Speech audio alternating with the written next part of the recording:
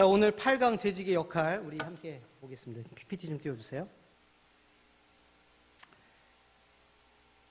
오늘 본문을 우리가 한번 읽기는 했는데 이 마지막 그 바울 사도가 3차 여행을 끝나고 이제 예루살렘으로 돌아가는 장면이잖아요. 사도행전 20장이.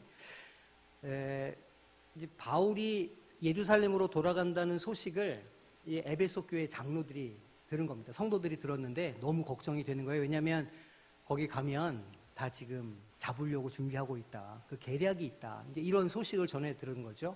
그래서 바울이 돌아가는 길에 에베소까지 들릴 타이밍이 없었어요. 시간이 없어서 그냥 밀레도 항구를 거쳐서 바로 이제 예루살렘으로 이렇게 가려고 하니까 그래도 그 너무 사랑하는 에베소 교회 교인들이 있는 거 아닙니까? 그러니까 바울이 밀레도까지 좀 와라. 이렇게 해서 그 몇몇 장로들이 밀레도에 온 거예요. 거기서 이제 만난 거죠. 만나니까 장로들이 뭐라 그럽니까? 바울 선생님 가면 안 됩니다. 목사님 가시면 큰일 나요. 거기 지금 다 준비하고 있어요. 죽으러 가시는 거예요. 가면 안 돼요. 그래서 바울이 뭐라 그럽니까? 내가 달려갈 길과 이렇게 하면서 이제 그 사람들을 위로하고 이제 이렇게 예루살렘으로 떠나가는 길이죠. 그렇게 하면서 사실은 그 에베소 장로들에게 마지막 당부의 이야기를 전해주고 있는 겁니다. 그게 오늘 우리가 공부할 25절에서 31절, 사실은 이제 끝까지 35절까지의 말씀이 이제 마지막 유언과 같은 그런 이야기라 할 수 있습니다. 바울이 에베소 교회를 3년 넘게 이렇게 개척을 하고 이제 2차, 3차 여행을 하는 동안 굉장히 긴밀하게 그 교회와 연결이 돼서 이렇게 사역을 진행합니다. 그래서 이제 이 예루살렘 교회의 헌금을 좀 이렇게 준비할 때에도 에베소 교회에서 굉장히 열심히 바울을 도와주었고, 그게 바울의 사역에 굉장히 도움이 많이 되는 그런 상황이기도 했던 것이죠. 너무너무 사랑하는 교회이고, 또 그만큼 그 애정이 많이 들어간 아주 노력을 많이 한 교회였다는 겁니다. 근데 어쨌든 바울이 그 지도자가 없어진 것 아닙니까? 물론 디모데를 후에 이제 이렇게 파송하고 또 이렇게 하기도 하지만 어쨌든 지도자가 없는 상태에서 그 세운 재직들을 통해서 말하자면 그 교회가 이렇게 계속 이렇게 세워져 가고 있었던 상황이었습니다. 그런데 이제 우리가 계시록을 보면 알겠지만 이 에베소 교회가 그 계속 온전히 그렇게 잘 세워져 갔을까요? 아니면 부침을 겪었을까요? 부침을 겪었죠. 에베소 교회에 대해서 계시록에서 어떤 말씀이 전해지나요? 너희가 첫사랑을 잃었다. 사랑이 식은 교회라 이렇게 이야기하는 겁니다. 에베소 교회가 정말 사랑이 풍성한 교회였는데 그 예루살렘 교회도 헌물을 아주 아낌없이 하고 바울 사도를 정말 아낌없이 도왔던 교회고 그렇게 사랑으로 충만한 교회였는데 지도자가 딱 없고 위기 상황이 닥치니까 그 사랑이 풍성하던 교회가 사랑이 식었다고 하는 비판을 듣게 된다는 겁니다. 사실은 교회는 물론 이렇게 현대 교회를 좀 비유를 해보자면 담임 목사가 있고 뭐 부교역자들이 있고 재직들이 있어서 담임 목사 따라 이렇게 이제 교회가 이렇게 세워져 가지만 실은 이제 저희 교회도 그런 역사가 있는 거예요. 담임 목사의 부재 혹은 담임 목사의 어떤 그 리더십의 어떤 그 유고 때에 교회가 굉장히 큰 혼란을 겪게 되는 겁니다. 우리 교회뿐만은 아닌 거예요. 에베소 교회도 그랬고 그 소아시아에 있던 수많은 교회들이 그런 리더십의 부재 시에 어떤 그런 일들을 경험하게 되는 거죠. 오늘 우리가 보려고 하는 것은 그런 리더십의 부재 시에 도대체 교회가 어떻게 그 모습을 그 본질을 잃어버리지 않고 계속 모양과 그 가치를 유지할 수 있는가에 대한 사실은 그 질문을 하고 있습니다. 과연 교회는 그 목사라고 하는, 그러니까 지금 이제 에베소 교회를 예를 들자면 바울 사도라고 하는 사도가 없다면 존재할 수 없는가? 유지될 수 없는가? 이제 이런 질문이 오늘 우리가 스스로에게 좀 해봐야 되는 질문인 것이죠.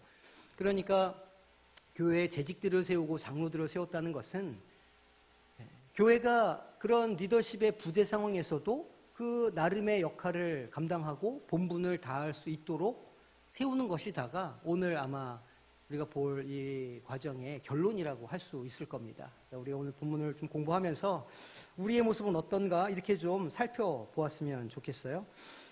말씀을 우리가 읽었으니까 인사도 넘어가고 자, 첫 번째 오늘 본문을 보면 바울 사도가 앞에 건 보실 건 없고요. 25절부터 한번 성경을 보세요. 25절에서 31절 말씀을 보면 이 성도를 살피는 일에 이런 일들이 포함된다고 이야기하고 있습니다. 어떤 일을 하라는 것일까요? 25절에서 31절 말씀을 보세요. 네, 크게 얘기해 주세요. 어떤 일을 하라고 지금 이야기하고 있죠? 네, 각 사람을 훈계하고, 왜 훈계를 하라는 거예요? 어긋나지 않도록, 딴 길로 가지 않도록 훈계하라는 거예요. 그 말은 에베소 교회가 훈계를 했다는 뜻일까요? 안 했다는 뜻일까요? 제대로 그 일을 감당하지 못했다는 이야기입니다. 그러니까 잘못된 길로 이끌리는 것을 막는 일이 재직에게 맡겨진 임무라는 거예요. 그러니까 우리가 성도들을, 지난주에는 우리가 성도들을 잘 양육해야 된다, 잘 먹여야 된다, 이런 얘기를 하지 않았습니까? 오늘 지금 이 본문이 주는 바는 재직들은 훈계해서 어긋난 길로 가지 않도록 잘 지키고 보호해 주어야 한다고 지금 이야기를 하는 겁니다. 그러면 두 번째 질문이요. 지금 본문을 보면 어그러진 말을 한다, 그런 이야기가 있죠. 30절을 보면 또한 여러분 중에서도 제자들을 끌어 자기를 따르게 하려고 어그러진 말을 하는 사람들이 일어날 줄을 내가 아노라, 이렇게 이야기하고 있습니다. 이 어그러진 말이 무엇일까요? 어그러진 말. 너무 이렇게 복잡하게 생각 안 하셔도 돼요. 그 사도행전에 있는 그러니까 바울 사도가 사도행전에 여러 이방 교회들을 개척하면서 끊임없이 싸웠던 문제가 있었어요. 그게 무엇일까요? 그 복음으로 이렇게 교회를 개척하고 이방인들에게서 모여가지고 예배를 드리는데 꼭 이런 사람들이 와가지고 초를 치고 방해를 했어요. 어떤 사람들이었을까요? 유대인들이 와서 뭐라고 이야기했을까요? 구원은 뭘 해야 된다고 자꾸 이야기했죠. 할례도 받아야 돼. 피 묻은 거 제사 음식 먹으면 안 돼. 이런 이제 유대인의 율법을 그들에게 강요를 하면서 그들이 그 복음으로부터 떠나도록 하는 일들이 굉장히 많았다는 것이죠. 바울 사도는 사도행전에 있는 그 교회들을 개척하면서 끊임없이 이 유대인들과 계속해서 그 율법과 싸움을 계속 해왔던 겁니다. 그것이 첫 번째로는 어그러진 가르침이에요. 한 가지가 더 있었는데 그게 뭐냐면 그노시스, 영지주의라고 하는 이단이 판을 쳤습니다. 영지주의는 어떤 것이냐면 예수님의 인성을 부인하는 자들이었어요. 육체로 오신 것 같지만 그거 눈에 보이는 육체처럼 보이지만 육체가 아니었어. 그냥 하나님의 그 신성 그대로 오셨던 거야. 이렇게 주장하는 이단들이 있었습니다. 근데 그들의 주장, 예수님의 인성을 부정하면 뭐가 문제가 될까요? 그렇죠. 예수님의 인성을 부정하면 십자가 사건이 의미가 없어지게 되는 겁니다. 신은 죽을 수 없으니까 죽었다가 살아날 수가 없는 거예요. 그러니까 십자가의 사건이 무효화되고 구원을 얻을 수 있는 방편이 사라지게 되는 것이죠. 그러니까 이런 이단 사설들이 있었다는 겁니다. 거짓 교훈을 말하는 자들이 있었기 때문에 이것으로부터 성도들을 보호하고 그들을 훈계하는 것이 굉장히 중요한 문제였다는 것이죠. 그러면 오늘 우리 시대에 거짓 교훈은 어떤 게 있을까요? 우리 시대에 우리의 신앙을 위협하고 우리의 신앙을 이렇게 망가뜨리는 오늘날의 거짓 교훈은 어떤 게 있을까요? 첫째는 이단들이 있죠. 아주 신천지 때문에 우리가 막 머리가 아프잖아요. 지난주인가 영도에서 신천지가 나와가지고 전도를 한번 했습니다. 길거리에서. 그래가지고 우리 영도 기독교연합회 단톡방 목사님이 난리가 났어요. 빨리 구청에 신고해야 된다. 막 그래가지고 실제로 경찰서에서 나와가지고 그분들을 이렇게 좀 했다는 그런 후기를 제가 들었습니다. 온 사방에 그런 이단들이 넘쳐요. 또 넷플릭스로 한참 나는 신이다 이 드라마 나와가지고 JMS랑 막 이런 난리가 아니잖아요. 그러니까 이제 이런 실질적인 이단들이 우리에게 거짓 교훈을 가리키는 겁니다. 그래서 교회 성도들이 실족하도록 이렇게 이제 만드는 게 있죠. 또 뭐가 있을까요? 오늘날의 거짓 교훈. 사실은 오늘날 가장 성도들의 마음을 잘 빼앗아가는 것이기도 해요. 이것이 무엇일까요? 하나님께서 말씀하시기를 하나님과 재물을 겸하여 섬길 수 없다 이렇게 말씀하셨어요. 그 재물을 이 헬라어로 뭐라고 하냐면 맘몬이라고 그래요. 그래서 요즘에 이 오늘날 시대의 황금 만능주의를 맘모니즘이라 이렇게 이제 부르거든요. 그래 돈이면 다 돼. 이렇게 하는 게 있죠. 교회도 심지어는 돈으로 어떻게 이렇게 하려고 하고 마치 돈이 세상에서 가장 힘이 있는 것처럼 여기는 세상의 풍조가 교회 안으로 들어온다는 겁니다. 어쩌면 이단보다 훨씬 더 교묘하게 우리를 병들게 하고 우리를 신앙에서 떠나게 하는 게 이 맘몬입니다. 맘모니즘이 우리를 병들게 하는 가장 위험한 거짓 교훈이 될 수 있다. 이렇게 이제 우리가 생각해 볼 수 있습니다. 그러니까 오늘날 이 현대 교회에서 목사님이 없을 때, 목사의 부재 시에 교회가 그런 거짓 교훈들로부터 어떻게 자기를 지키고 이렇게 계속 존재할 수 있는가? 그것은 결국은 그 교회 안에 훈련되고 또 말씀을 묵상하고 말씀으로 무장하는 재직들이 있어야 된다는 것이죠. 평신도들은 그 믿음이 좀 약할 수도 있죠. 뭐 그걸 꼭 그렇게 구분할 수 있는 것은 아니지만 그래도 재직이라고 하면 그 교회에서 직분을 맡은 사람이고 그 믿음에 어떤 연륜이 있는 사람들이기 때문에 결국은 그들이 그 공동체 안에 있는 연약한 자들의 신앙을 지켜주고 보호해줘야 할 의무와 책임이 있다는 겁니다. 오늘 말씀이 우리에게 그것을 이야기해주고 있죠. 다른 성경에서 이것을 어떻게 말씀하고 있는지 우리가 좀 살펴보도록 하겠습니다. 성도를 보살피는, 그러니까 보호하는 재직이에요. 먼저 디도서 1장 10절에서 11절 말씀을 보니까 도대체 어떤 위협이 있는가 우리 교회에 한번 보겠습니다. 첫 번째, 무엇하고? 그렇죠. 불순종하고. 예를 들어서 이제 우리가 그런 이야기를 하는데 앞에서 이제 제가 제 입으로 얘기하는 건 좀 웃기긴 하지만 그래도 아주 일반적인 상황으로 이렇게 가정을 하고 좀 들어주세요. 앞에서 담임 목사님이 그렇게 윤리적으로, 영적으로, 신앙적으로 틀리지 않는 이야기를 하는 거예요. 그러니까 분별력이 있으면 이제 분별이 되죠. 그런데 내 마음엔 별로 그게 안 들어요. 그 말씀이 그럴 수 있잖아요. 내 취향도 다르고 내 어떤 생각도 좀 다른데 어쨌든 선포되는 말씀이 조금 좀 나랑은 안 맞지만 그래도 그 말씀이 영적으로 분별할 때 크게 벗어나지 않고 옳은 말씀이라고 하면 어떻게 해야 된다는 거예요. 거기에 그 권위에 순종하라는 겁니다. 그러니까 우리가 그 교회의 리더십에 순종할 때 그 리더십이 자신의 권위를 위임해서 세운 재직들에게도 순종할 수 있게 되는 것이죠.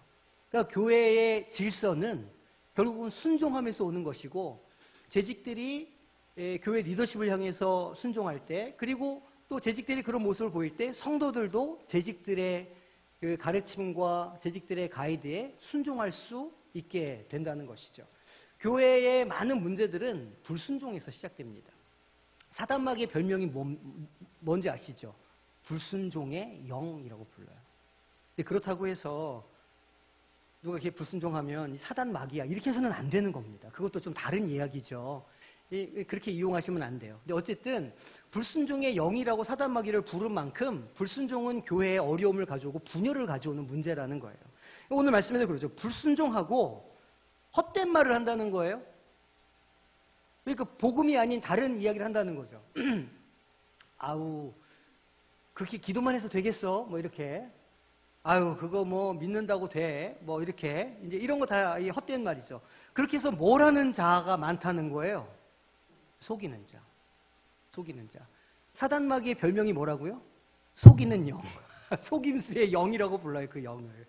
그러니까 불순종하고 헛된 말을 하고 속이는 자가 많은 중 누구 가운데 그런 사람들이 있다고요? 할례파 중에 있더라. 그러니까 이제 이거는 바울 사도가 디도에게 가르침을 주는 말씀이죠. 그런데 유대파 헬라인들을 유대파 이 그리스도인들을 보니까 할례를 받아야 구원을 받을 수 있다. 이렇게 이야기를 하는 겁니다. 그러니까 우리가 잘 아는 것처럼 바울 사도가 일부러 디모데는 세례를 안 베풀어요. 할례를 안 베풀었습니다. 세례가 아니고.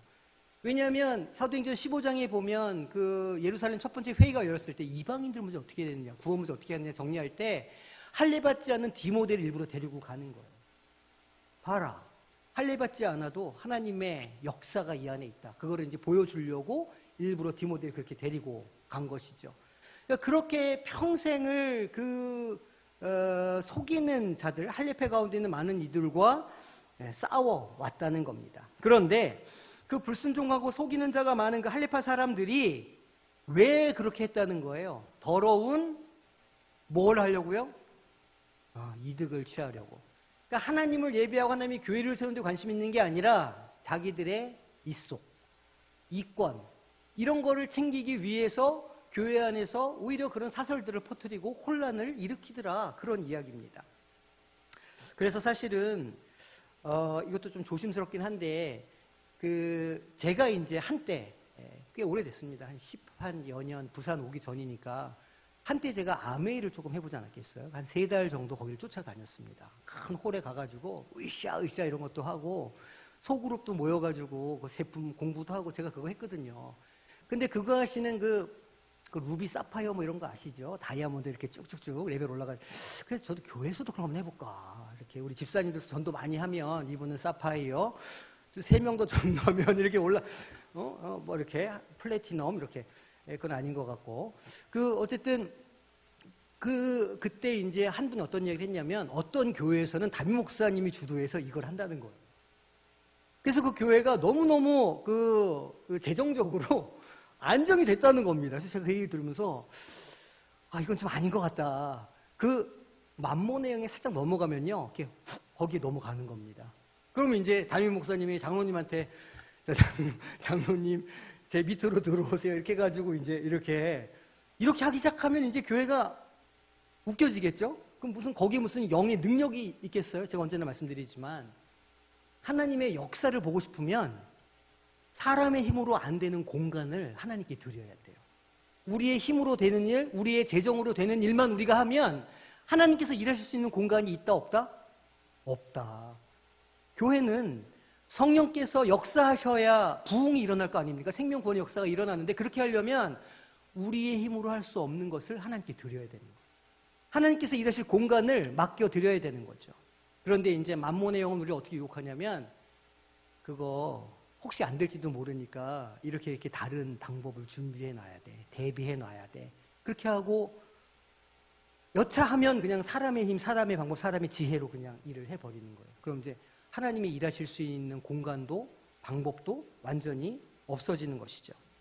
그렇게 해서 이득을 취하려고 마땅하지 아니한 것을 가르친다는 거예요. 그래서 뭐를 무너뜨릴까요? 결국은 가정을 무너뜨려요. 왜 가정을 무너뜨리다 이렇게 얘기하냐면 당시 초대교회에는 다 무엇을 기반으로 서 있었어요? 가정을 기반으로 서 있었어요. 다 누디아의 집에서, 마가의 다락방에서 다 그렇게 교회들이 세워져 나갔던 겁니다. 우리가 이번에는 이제 내년 봄에는 예루살렘으로 가지만 3년 후에는 우리가 이제 이 마케도니아를 갈 거거든요. 가보면 지금 개척된 교회들의 터가 다 남아 있어요. 지금은 폐허밖에 없지만 그 가정에서 자신의 온 가정이 믿게 되고 그리고 가정에서 자신의 종이, 자신의 부모가, 친척이 모여서 함께 예배하면서 한 공동체가 되는 기적을 당시에 기독교인들이 경험을 했었다는 것이죠. 그러니까 지금 이 거짓 말을 하는 사람들, 그러니까 지금 오늘 말씀에 뭐라고 그래요? 어그러진 말을 하는 게 무엇이냐? 첫 번째는 불순종하고 헛된 말을 하며 속이는 말을 한다는 겁니다. 그거를 우리가 분별해야 된다는 거예요.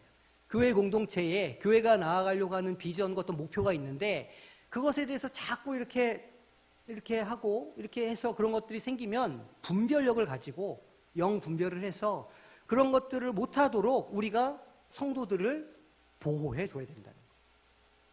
믿음이 약한 사람들은 넘어갈 수도 있으니까 그걸 분별해서 보호해 주라, 그런 이야기이죠. 자, 다음 두 번째는 디모데전서 4장 3절이에요. 또 어떤 이야기들을 그 사람들이 속이는 영들이 했냐면 무엇을 말하고 그래요? 그렇죠. 혼인을 금하고 결혼하지 말라는 겁니다. 왜 결혼하지 말라 그랬을까요? 데살로니가서를 보면 데살로니가서가 이제 AD 60년 정도에 이제 쓰여졌다 학자들이 이야기하는데 예수님께서 이제 숫자를 따지면 단순하게 33년 정도에 이제 승천하시고 30년 가까이 한 세대 정도가 흐른 거 아닙니까? 그런데 이제 어떤 그 분위기가 있었냐면 초대교회에 예수님 오신다. 금방 오신다. 왜냐하면 구름 위로 올라간 대로 오신다. 왜냐하면 한 세대가 됐으니까 그때 봤던 사람들이 지금 다 어떻게 됐어요? 나이가 많아요. 우리가 하늘나라 가기 전에 예수님 오실 거야. 이제 이렇게 생각을 하니까 그 데살로니가 교회 교인들이 어떻게 살기 시작했을까요? 절제하지 않는 거예요. 야, 이제 뭐 곧 갈 건데 돈 다 써. 이렇게. 곧 하늘나라 갈 건데 그게 뭐가 중요해. 야, 그냥 그 육신 그거 하늘나라 가면 다 멀쩡해지니까 지금 막 불려도 돼. 그래서 막 방탕해지기도 하고 한편으로는 이 세상의 일들을 무시하는 거죠. 아, 일하지 마. 예수님 오시면 뭐 우리 하는데 뭐 이렇게 하면서 이제 그 삶의 기반들이 다 무너져 갔다는 겁니다. 그때 결혼도 하지 말라 그랬어요. 결혼 뭐 해? 이제 올라가면 끝인데 올라가면 다 필요 없어. 결혼도 하지 마. 이제 이런 분위기가 초대교회에 있었던 겁니다.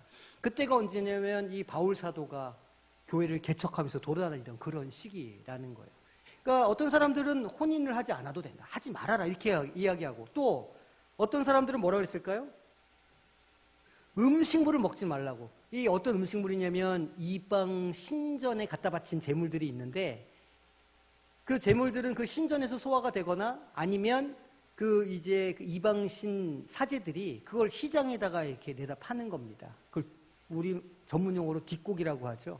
그러니까 이제 그 제단에 바쳐졌던 걸 이제 사제들이 자기네들의 수입이 좀 필요하니까 그걸 이제 이렇게 뒷고기로 파는 거예요. 그럼 이제 좀 싸겠죠, 그게. 그러면 좀 이렇게 가난하고 힘든 사람들은 그 고기를 사다가 이제 먹었던 겁니다. 그 음식을 사다가. 그러니까 이제 유대파, 이 그리스도인들은 큰일 나려고 이방 재단에 바쳤던 재물을 먹으면 안 된다. 율법의 규정을 따라가지고 그렇게 해서 정죄를 했던 겁니다. 그런데 그런 문제는 이미 바울 사도가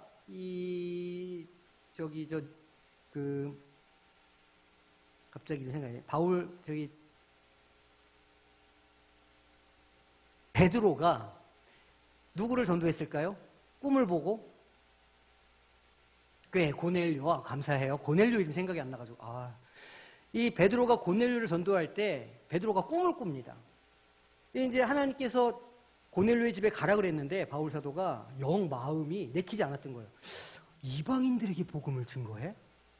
이건 안 될 일이야. 그래서 내심 되게 마음이 불편하고 찜찜했어요. 안 가야 되겠다. 이렇게 생각했던 것 같아요. 근데 꿈에 바구니에 먹을 수 없는 음식들이 이렇게 다 광주리가 내려오는 겁니다. 그리고 음성이 들려 하나님께서 먹어라 이렇게. 그러니까 꿈에서 베드로가 저는 먹을 수 없습니다. 율법에서 그만 음식을 제가 어떻게 먹겠습니까? 못 먹습니다. 그랬더니 하나님이 다시 먹어라. 그 베드로가 안 먹겠습니다. 3번이나 하나님께서 먹으라 그러시죠. 아니 내가 먹으라고 하는데 내가 깨끗하다고 하는데 왜 네가 속되다고 하냐고 이렇게 말씀하시는 거예요. 그래서 처음으로 이방인에게 복음이 증거되는 사건이 그 꿈을 통해서 이루어지게 되는 겁니다. 그때 이미 해결이 된 일이에요. 음식물 가지고 뭐 하지 말아라. 이렇게 이제 해결이 됐는데 어떤 음식물은 먹지 말라고 이렇게 한다는 거예요. 하나님이 지으신 바니 믿는 자들과 진리를 아는 자들이 그 먹을 것을 어떻게 받으라고요? 감사함으로 받으라고 하는 거예요. 이것도 음식물일 텐데. 감사함으로 받게 이렇게 하는 겁니다. 그러니까 이 혼란의 영들, 이 거짓하는 영들은 이 교인들을 어떻게 유혹하냐면, 그러니까 그 율법을 아주 작은 좁은 해석을 해서 마치 그것을 안 하면 구원이 없어질 것처럼 이렇게 두려움을 만들고 그렇게 거짓말을 하는 겁니다. 그래서 그런 작은 규정들을 지키면 마치 온전해지는 것 마냥 그렇게 표현하는 거예요. 재밌는 건 이 유대파 그리스도인들이 어떤 음식물은 안 먹지만 훨씬 더 탐욕적이었다는 겁니다. 아까도 우리 말씀봤지만 자기 이권을 위해서 이렇게 한다고 그랬잖아요. 하나님께서 보시기에는 너무너무 웃기는 그런 행태였던 겁니다. 이렇게. 자, 그리고 이제 디모데전서 4장 또 12절 16절 보면 이 재직들이 어떤 모습을 가져야 되는지를 이 바울 사도가 이야기하고 있어요. 누구든지 내 연수함을 업신여기지 못하게 하고 오직 무엇이죠? 말과 행실. 이게 너무너무 중요해서 교회에서 상처받았어야 하는 사람들이 되게 많잖아요. 그래서 뭐 진짜 어떤 분들은 신앙을 아예 잃어버리기도 하는 일들도 있고, 정말 그런 어떤 안 좋은 일들이 많이 일어나는데, 그게 다 사실은 무엇 때문에 시작됩니까? 말 때문에. 그냥 아무 생각 없이 한마디 한 건데, 그 한마디가 이렇게 여기 가서 꽂히는 거예요. 꽂히고 상처가 되고, 막 그게 아픔이 막 자극이 되고, 이렇게 되면 나는 별 생각이 안 하고 이렇게 던진 말인데, 그걸 듣는 사람들은 그게 굉장히 큰 비수가 되어서 꽂힐 수가 있다는 겁니다. 행동도 마찬가지죠. 나는 별 생각 없이 이렇게 그냥 하는 행동인데, 어떤 사람들 눈에는 그게 보이고 그게 상처가 될 수 있다는 거예요. 재직들은 말과 행실을 먼저 조심히 해야 된다는 거예요. 말과 행실이 사람들에게 말하자면 인정을 받으려면, 그러니까 저분이 하는 말과 저분이 하는 행동은 믿을만한 거야 라고 하는 믿음을 얻으려면, 그런 정도의 신뢰를 얻으려면 무엇이 사전에 있어야 될까요? 그 사람의 삶에 그게 다음에 나오는 거예요. 뭐냐면 사랑의 모습. 그러니까 내 언어에 권위가 있으려면 내 말을 따라 이렇게 하면 권위가 생기는 게 아니죠. 내 말에 권위가 생기려면 내 삶에 사랑의 모습이 있을 때 권위가 생기는 거예요. 그죠? 그 다음에 또 뭘 가지래요? 믿음과 정절이 있어야 된다는 거예요. 그러니까 우리 재직의 모습에 그런 모습들이 보여질 때 비로소 재직으로서의 권위가 세워지는 겁니다. 그렇게 할 때 뭘 할 수 있어요? 내 말과 행실에도 권위가 생겨서 그것이 설득력을 가지게 되고 능력을 가질 수 있게 된다는 겁니다. 그렇게 될 때 믿는 자에게 무엇이 될까요? 믿는 자의 모범이 된다는 겁니다.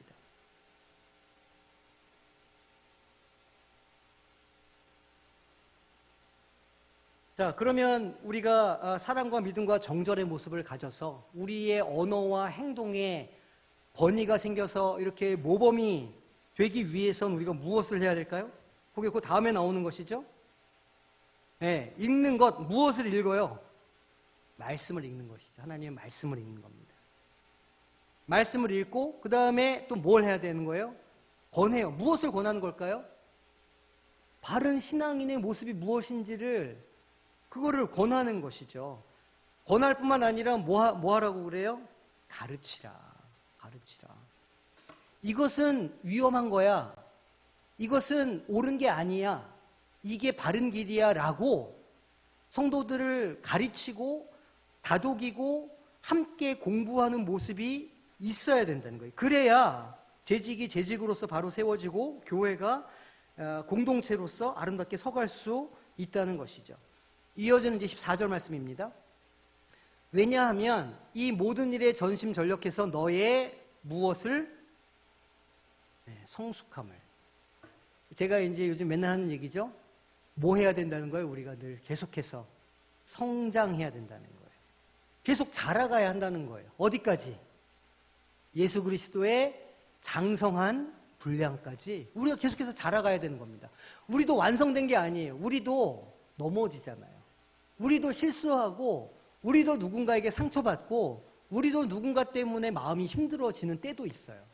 하지만 우리는 신앙의 아기가 아니잖아요. 우리는 젖 먹는 사람들이 아니란 말이에요. 재직들은 그래도 좀 딱딱한 음식을 먹을 수 있는, 다른 말로 자기 스스로 자기의 신앙을 조금 챙길 수 있는 어느 정도 성장한 사람들이라는 말이에요.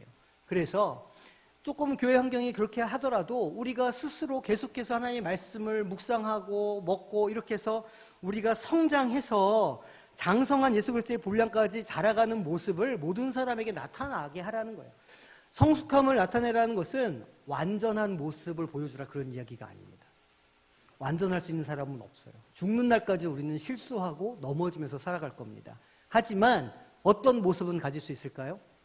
계속 성장하려고 하고 분별의 영을 가지고 자기 스스로를 계속해서 세워가려고 하는 모습과 태도는 우리가 가질 수 있죠. 죽는 날까지. 그 태도가 중요한 겁니다. 신앙은 태도예요, 결국은. 신앙은 태도다. 그래서 16절에 내가 누구를 살펴야 될까요? 내 자신과 또 무엇을 살펴요? 가르침을 살피라. 이게 무슨 얘기냐면 자기 스스로를 말씀에 좀 비춰볼 줄 알아야 된다는 거예요. 예수님께서 그렇게 말씀하시죠. 자기 눈에 들어있는 들보는 보지 못하면서 남들한테 있는 티끌은 보냐, 이렇게 비판을 하시는 겁니다. 나 자신의 모습을 어떻게 객관적으로 볼 수 있을까요? 내가 지금 잘하고 있나? 내 지금 신앙생활이 좀 모범이 되나? 이거를 내가 어떻게 알 수 있을까요? 어떻게 해요?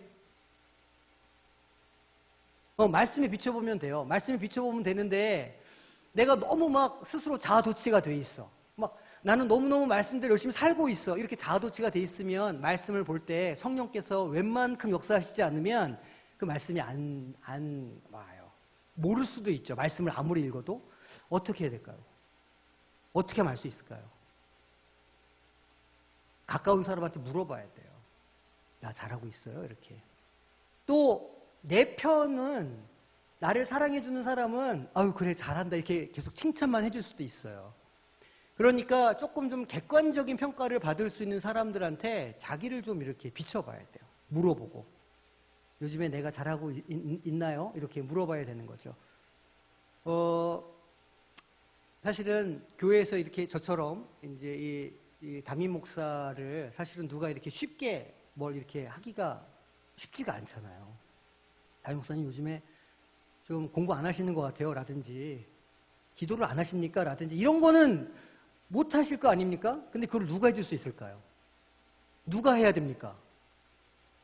맞습니다. 예, 사모가 해야 됩니다. 제가 그런 잔소리를 들을까요? 안 들을까요? 어떤 땐 귀에서 피가 나는 것 같습니다. 엄청 합니다, 잔소리. 하여간 그렇게 하는 거예요. 이제, 그렇죠. 제가 이제 개인적으로 아는 선배님들 몇 분이 저처럼 담임 목사가 되셨어요. 이제 평소에 알고 지내던 형님이고 이렇게 하니까 담임 목회도 잘하실 거야. 성품이 워낙 좋으시니까. 이렇게 이제 제가 생각했는데 나중에 이제 그 밑에 있는 부교역자들 후배들 이야기를 들어보면 내가 알던 사람이랑 완전히 다른 거예요. 그런 형님이 아니었는데 어떻게 그렇게 너무 권위적이고 어떻게 저렇게 하시지? 이럴 때가 있습니다. 그리고 제가 아는 이렇게 많은 분들이 부목사님이나 어떤 다른 때는 참 성품이 좋으셨는데 담임 목사가 된 후에 되게 좀 이렇게 변하시는 걸 많이 봤어요. 제가 걱정이 뭐냐면 나도 자리가 사람을 만든다 그런 얘기가 있죠. 내가 혹시 담임 목사가 돼서 몇 년 지나면 나도 자아도취가 돼가지고 나도 모르는 사이에 그렇게 되려나 하는 두려움이 저한테 있습니다. 그래서 제가 우리 이번에 임직받은 우리 신참 장로님, 권사님, 안수집사님들께 제가 그런 얘기를 했습니다. 혹시 제가 이상한 소리를 하면 나한테 정확하게 얘기해 주셔야 된다. 나한테 그걸 얘기해 주셔야 내가 나를 고치고 내가 스스로를 이렇게 돌아보니까 반드시 그걸 해주셔야 된다. 제가 신신당부를 했어요. 그랬더니 정학현 장로님이 걱정 마시라고 하시더군요. 그래서 제가 안심입니다. 저도 있고 정학현 장로님도 있고 이래서 저는 하여간 비판을 달게 받으면서 제 길을 열심히 가보려고 하고 있어요. 어쨌든 자기 자신을 객관적으로 보는 일이 어렵다는 거예요. 결코 쉬운 일이 아니다. 그래서 자기를 점검할 수 있는 장치들이 필요한 겁니다. 물론 말씀을 보고 기도하는 생활도 중요한데 나를 객관적으로 봐줄 수 있는 사람에게 자신을 계속해서 물어보고 정기적으로 점검을 받을 필요가 있다는 겁니다. 그래서 신앙의 멘토가 필요한 거예요. 내가 아는 선배님께, 내가 사랑하는 내가 믿는 우리 지체들에게 내 기도 제목을 내놓고 내 모습이 어떤지도 좀 이렇게 피드백을 받아서 내가 계속 건강한 위치에 있는지를 확인할 필요가 분명히 있다는 겁니다. 오늘 말씀이 그거예요. 내 자신과 가르침을 살펴 이 일을 계속 하라. 그래서 이렇게 행할 때 내 자신과 내게 듣는 자가 어떻게 된다고 그러는 거예요? 구원을 얻게 될 것이다. 그러니까 하나님의 나라가 세워진다 그런 뜻이죠. 하나님의 복음이 증거되고 생명 구원의 역사가 있게 될 것이라 이렇게 지금 이야기를 하는 겁니다. 그러니까 우리가 재직으로서 누군가를 보호하려고 할 때 사실은 누가 먼저 보호받아야 돼요? 나 자신이에요. 나 자신이 올바른 길에 서 있나? 나 자신이 지금 제대로 된 길을 가고 있는 것인가? 방향은 맞는가? 이거를 스스로 살피고 자기가 스스로를 점검하고 자기를 세워줄 때, 내가 점점 성숙해져 갈 때 이런 역사가 일어날 수 있다는 겁니다. 자, 마지막 구절이에요. 요한일서 2장 15절.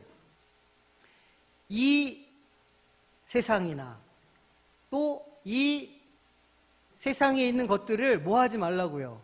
사랑하지 말라. 누구든지 세상을 사랑하면 아버지의 사랑이 그 안에 있지 아니한다.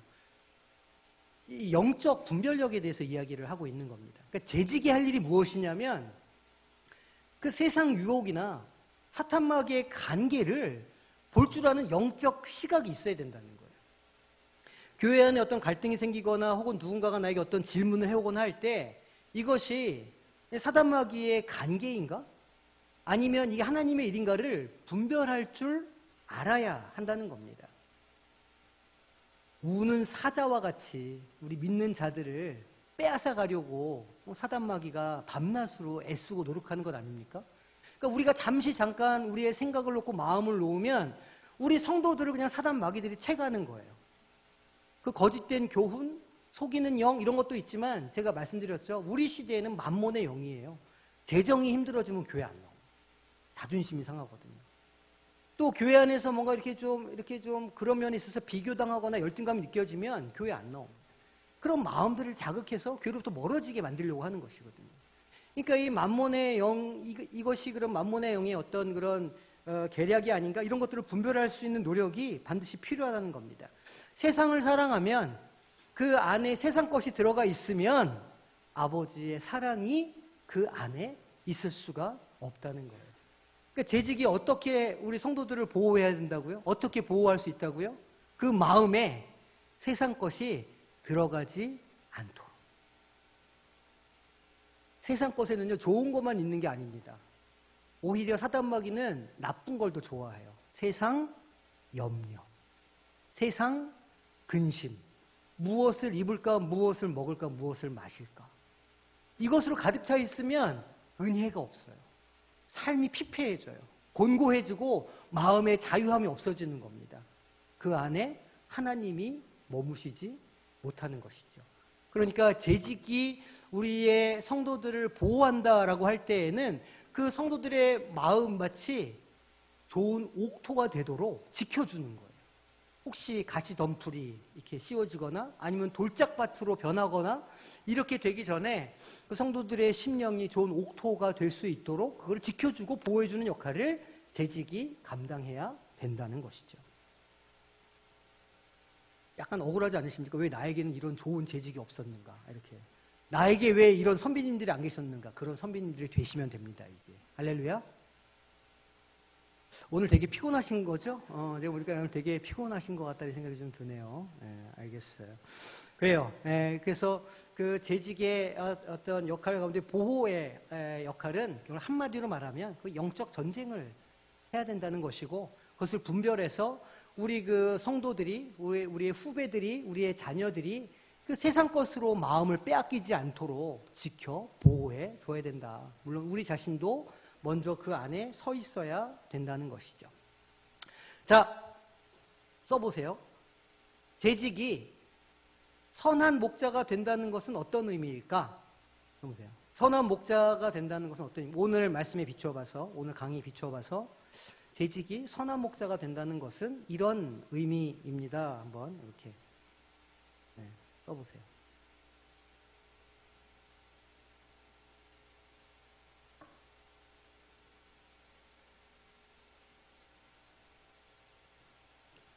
두 번째 질문은 잘못된 교훈과 인도를 분별할 수 있는 방법이 무엇일까 하는 거예요. 도대체 그 분별력이 어떻게 나에게 생기겠는가? 아마 정답을 다 아실 겁니다. 내 분별력이 나한테 어떻게 생기겠는가?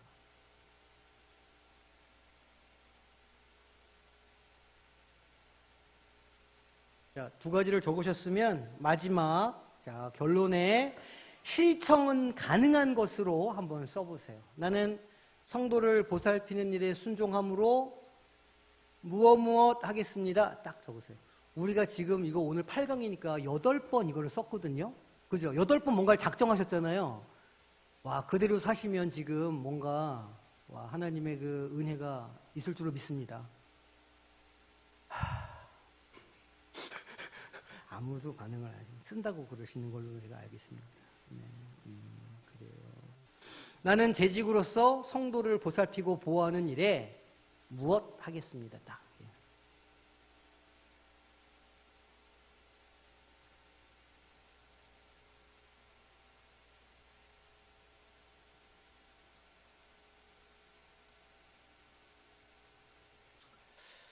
네, 다 대충 기록하셨죠? 네, 결론 맺겠습니다. 재직으로서의 역할은 지난주에 우리가 양육에 대해서 그러니까 이렇게 키우는 것에 대해서 이야기했어요. 그래서 제가 자주 먹여야 된다 이제 이런 얘기 말씀드렸는데 오늘은 보호하는 역할에 대해서 말씀을 드린 거예요. 그 세상의 어떤 풍조에 빠져들지 않도록 세상의 어떤 사단마귀의 관계에 빠지지 않도록 우리가 지키고 보호해줘야 된다. 오늘 그 이야기고 그 일을 위해서는 우리가 영적 분별력을 가져야 되겠다. 이런 이야기로 이렇게 결론입니다. 우리 주변에 있는 연약한 지체들을 잘 보호해 주셔서 건강한 교회로 함께 세워져 나가는 우리 모든 성도님들 되시길 주님의 이름으로 축원합니다.